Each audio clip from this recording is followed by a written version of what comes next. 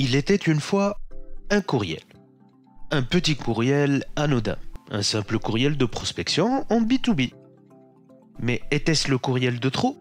En tout cas, ce n'est pas un de ces courriels automatisés. Il y a bel et bien un humain derrière.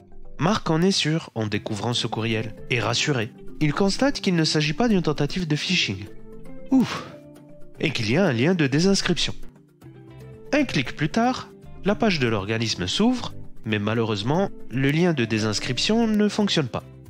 Marc parcourt le site à la recherche d'une solution pour se désinscrire, mais rien ne lui indique la marche à suivre en matière de protection des données. Aïe, ce n'est pas bon signe. Alors, Marc décide de répondre directement au courriel pour demander à ne plus recevoir de messages de l'organisme. Il en profite pour conseiller à l'organisme de corriger ses défauts de conformité, car il sait que la CNIL ne tolère plus ces écarts. La réponse ne se fait pas attendre.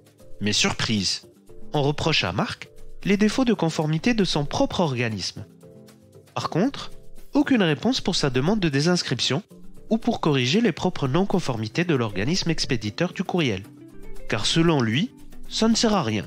C'est une véritable vaste blague. Au moins, une chose est sûre. Marc vient de se faire blacklister par cet expéditeur. Tant mieux, il ne recevra plus rien de leur part.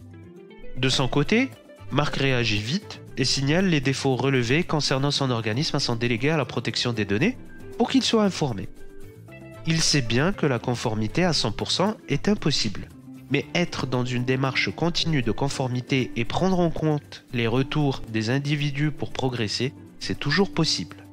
Et vous, que feriez-vous dans cette situation ?